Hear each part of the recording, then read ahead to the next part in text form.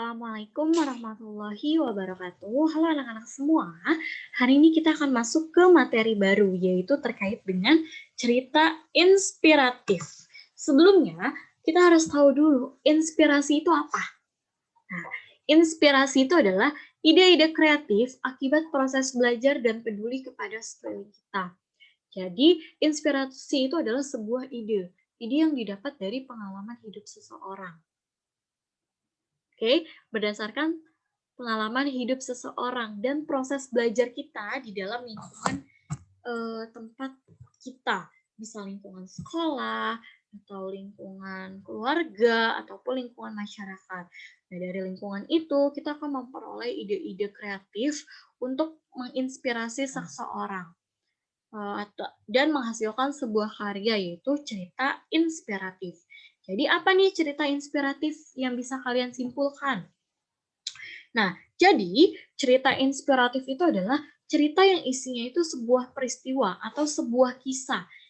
Bisa untuk memotivasi, menggugah kesadaran, dan memberikan pencerahan kepada seseorang, baik yang membaca ataupun yang mendengar. Jadi ketika pembaca mendapatkan sebuah inspirasi, maaf, bukan inspirasi, tapi mendapatkan sebuah motivasi atau mendapatkan sebuah pencerahan, berarti itu berdasarkan apa yang dari buku yang dia baca, ataupun pendengar. Pendengar itu biasanya apa? Apa yang ia dengar dari pengalaman hidup seseorang. Misalnya aja deh, orang tua kalian itu memberikan cerita tentang pengalaman hidupnya itu seperti apa, hingga orang tua kalian ini sudah sukses seperti sekarang. Nah, itu biasanya itu dapat memberikan inspirasi nih kepada anaknya, ya kan? Anaknya ini merasa mendapatkan pencerahan. Oh, ternyata kita harus rajin ya belajarnya. Oh, ternyata juga kita harus kerja keras ya untuk mendapatkan sesuatu. Misalkan inspirasinya seperti itu. Dan juga selanjutnya itu ada ciri-ciri cerita inspiratif. Yang pertama itu judulnya menarik. Mau cerita apapun, judul itu sudah pasti harus menarik. Kenapa seperti itu? Karena biasanya seseorang itu ketika membeli buku ataupun ingin membaca sesuatu, pasti yang dia lihat itu adalah judulnya. Kalau judulnya ini sudah menarik, sudah membuat penasaran, pasti otomatis cerita inspiratif ini akan banyak digemari oleh orang-orang tersebut, ya kan? Nah, lalu selanjutnya itu adalah ceritanya itu harus sistematis. Kalau sistematis ini biasanya berkaitan dengan struktur dan kaidah kebahasaan. Nah, untuk ini nanti akan kita pelajari dalam materi tersendiri. Lalu yang ketiga itu adalah bentuk ceritanya itu tidak terlalu panjang. Yang sudah saya sampaikan di awal, bahwa cerita inspiratif ini bentuknya itu seperti cerita pendek. Jadi tidak berbab-bab. Jadi sekali baca itu selesai ya, tidak seperti novel. Lalu yang keempat itu adalah ide ceritanya ini muncul dari fenomena masyarakat. Biasanya orang-orang yang memberikan inspirasi melalui buku atau melalui ucapan, pasti ia mendapatkan ide cerita itu dari pengalaman dia di masyarakat gitu. Apa yang bisa dia ambil dalam kehidupannya di masyarakat. Itulah yang dapat memberikan ide cerita dalam menulis cerita inspiratif.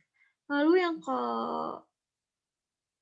kelima adalah isi ceritanya itu mengandung simpati, kepedulian, maupun empati. Sudah pasti ya, namanya juga cerita inspiratif, pasti isinya itu untuk mempengaruhi seseorang agar apa? Agar merasakan perasaan simpati, kepedulian, maupun empatinya.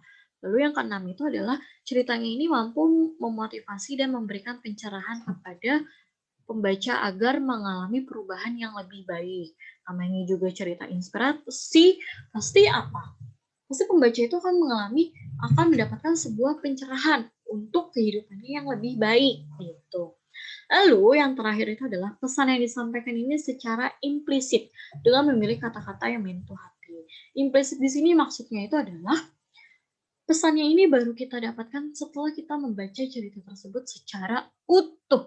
Jadi kalian tidak bisa hanya membaca judulnya saja atau membaca paragraf pertamanya saja, tapi kalian harus membaca secara utuh. Barulah kalian dapat mengetahui pesan yang ingin disampaikan oleh penulis itu apa sih gitu. Nah, selanjutnya itu adalah jenis cerita inspiratif. Jenis cerita inspiratif ini ada dua, berdasarkan sifat peristiwa dan berdasarkan tokoh. Kalau berdasarkan sifat peristiwa, berarti ceritanya ini bisa non-fiksi, berdasarkan kenyataan, tokohnya nyata, atau fiksi. Kalau fiksi ini berarti tokohnya rekaan, dan cerita ini biasanya khayalan, tapi tetap menginspirasi seseorang. Lalu yang kedua ini berdasarkan tokoh.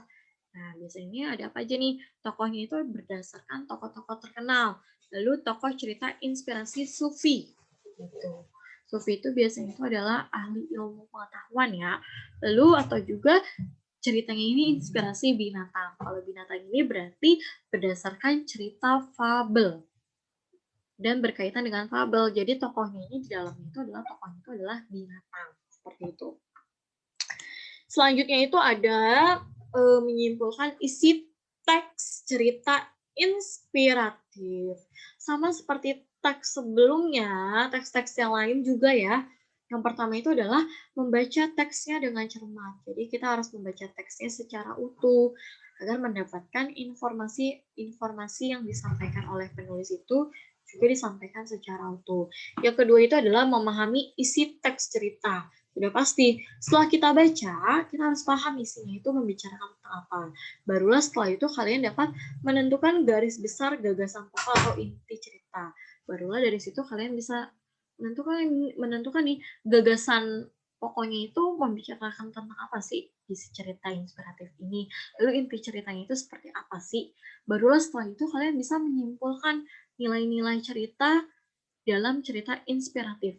Nah, nilai-nilai cerita ini bisa kalian simpulkan dari membaca cerita inspiratif tersebut. Jadi kuncinya itu adalah membaca ceritanya secara utuh.